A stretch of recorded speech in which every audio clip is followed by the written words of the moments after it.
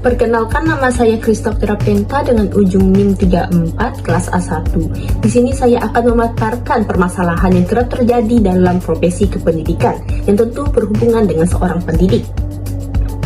Masalah yang saya ambil dalam kesempatan ini adalah profesionalisme seorang pendidik. Pendidik merupakan profesi ataupun pekerjaan yang telah diatur dalam undang-undang di negara kita. Menurut Undang-Undang Republik Indonesia Nomor 14 Tahun 2005 tentang guru dan dosen, dalam pasal 1 ayat 1 dan 2 tertera bahwa guru dan dosen merupakan pendidik profesional. Dalam pasal 1, guru adalah pendidik profesional dengan tugas utama mendidik, mengajar, membimbing, mengarahkan, melatih, menilai, dan mengevaluasi peserta didik pada pendidikan anak usia dini jalur pendidikan formal, yaitu pendidikan yang terstruktur dan bertingkat, dan pendidikan dasar, serta pendidikan menengah. Jenjang pendidikan dasar dan menengah adalah jenis pendidikan formal untuk peserta didik usia 7-18 tahun dan merupakan persyaratan dasar bagi pendidikan yang lebih tinggi. Kemudian, apa itu dosen? Dosen adalah pendidik profesional dengan ilmuwan dengan tugas utama mentransformasikan, mengembangkan, dan menyebarluaskan ilmu pengetahuan, teknologi, dan seni melalui hal ini berhubungan dengan tridharma perguruan tinggi mahasiswa, yaitu pendidikan dan pembelajaran, penelitian, dan pengembangan, serta yang terakhir, pengabdian kepada masyarakat. Tentu tadi pada kalimat pertama tertera bahwa guru dan dosen merupakan pendidik profesional. Apa itu profesional? Profesional adalah pekerjaan atau kegiatan yang dilakukan oleh seseorang dan menjadi sumber penghasilan kehidupan yang memerlukan keahlian, kemahiran, atau kecakapan yang memenuhi standar mutu atau norma tertentu, serta memerlukan pendidikan profesi. Dalam pekerjaannya, seorang pendidik berhubungan dengan proses belajar mengajar, di mana proses ini merupakan inti dari semua pendidikan, di mana guru berperan sebagai subjek utama yang bertanggung jawab.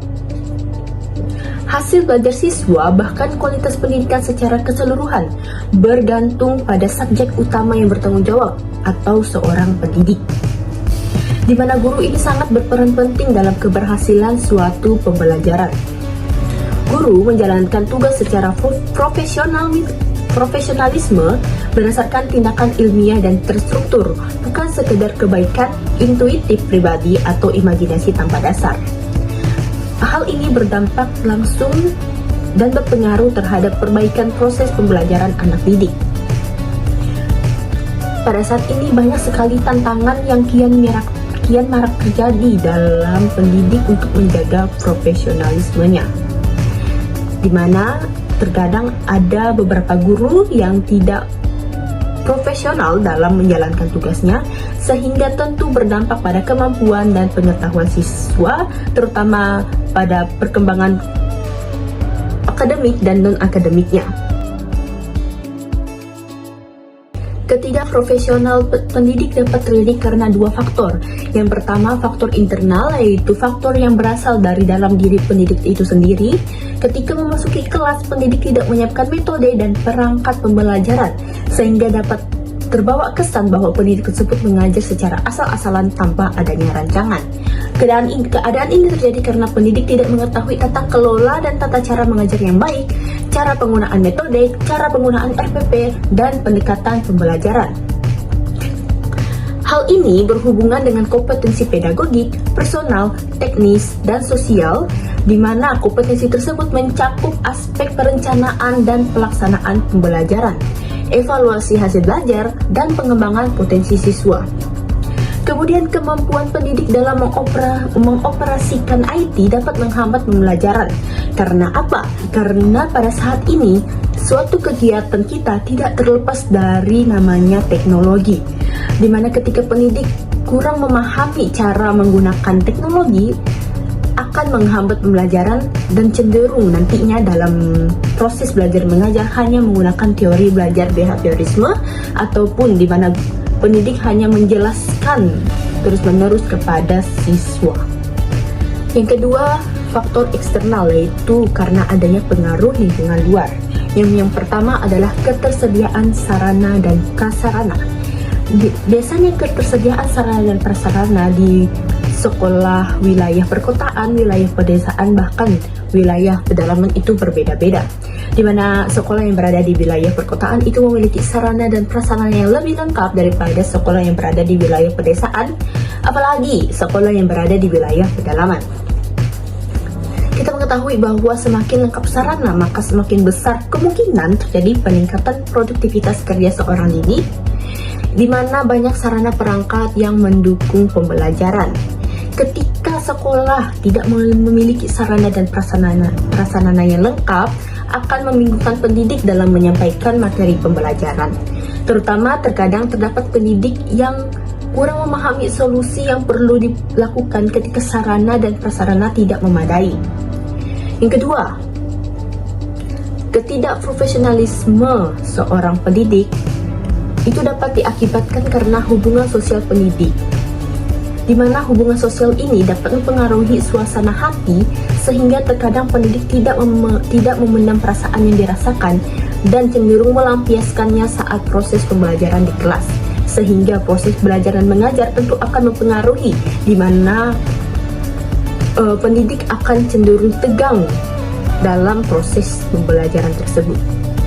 Setelah kita mengidentifikasi masalah melalui penyebab ketidakprofesionalisme guru, kita perlu menganalisis lagi apa sih solusi yang perlu kita berikan dalam menangani permasalahan tersebut. Di sini saya sebagai calon pendidik akan memberikan solusi yang dapat dipertimbangkan.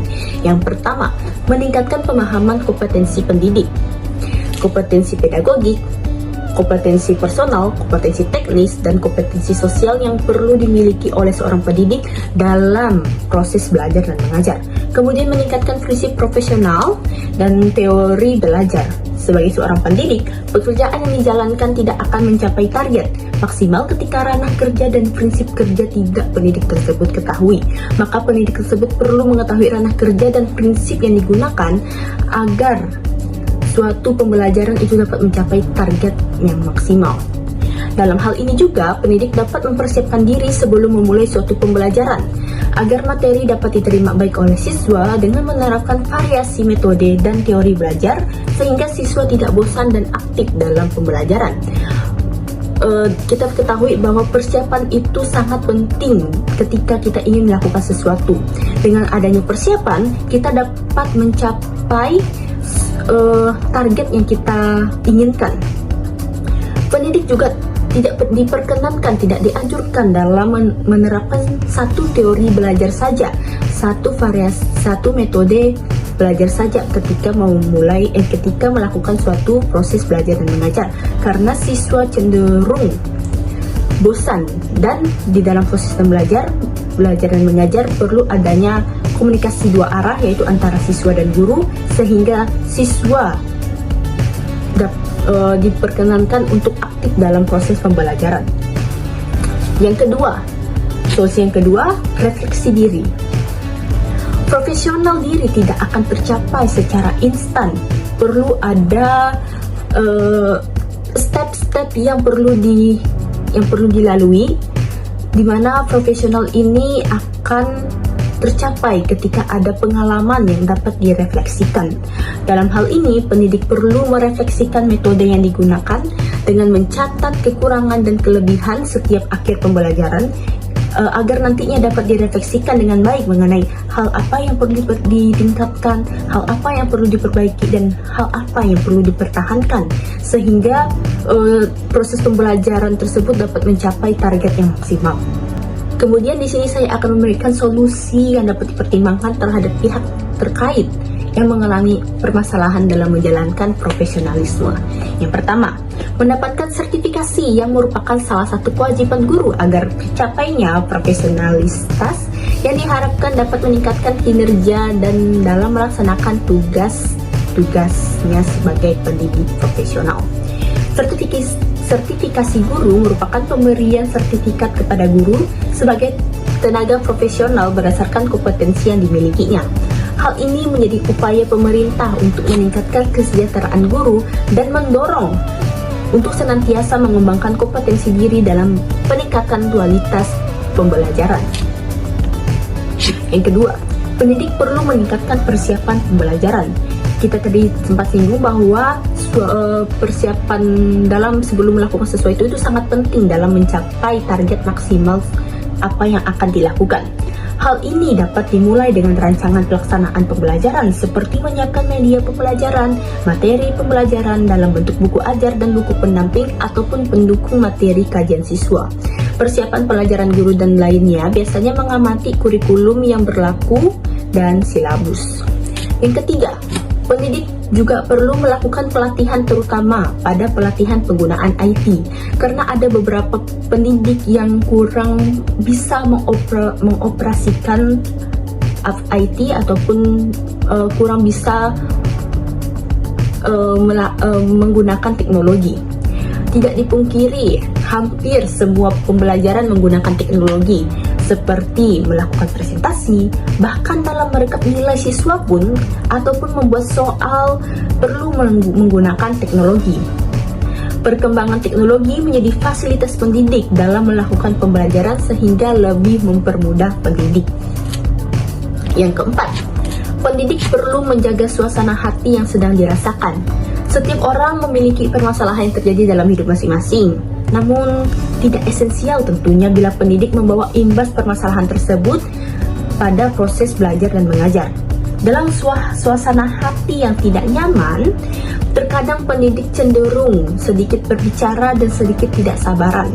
Tentu membuat suasana kelas menjadi suram dan membuat siswa menjadi tegang serta kurang nyaman karena terkadang ketika suasana hati tidak nyaman, raut muka pun tidak bersahabat dan intonasi saat berbicara pun kurang nyaman didengar. Jadi perlu menjaga suasana hati. Dan yang terakhir, sekolah-sekolah perlu memperlengkap sarana dan prasarana sebagai fasilitas yang mendukung proses pembelajaran. Sarana dan prasarana tersebut bisa berupa proyektor agar mempermudah proses penyampaian materi, lapangan olahraga dan alat olahraga tersebut agar praktik dalam olahraga dapat dilakukan, serta perlunya laboratorium untuk mata pelajaran sains karena tidak dipungkiri bahwa pelajaran sains perlu adanya praktikum dalam memahami suatu materi yang disampaikan. Dari keseluruhan dapat disimpulkan bahwa profesionalisme perlu dijalankan oleh seorang pendidik dalam sebuah pembelajaran. Pendidik dapat menghadapi tantangan-tantangan yang ada.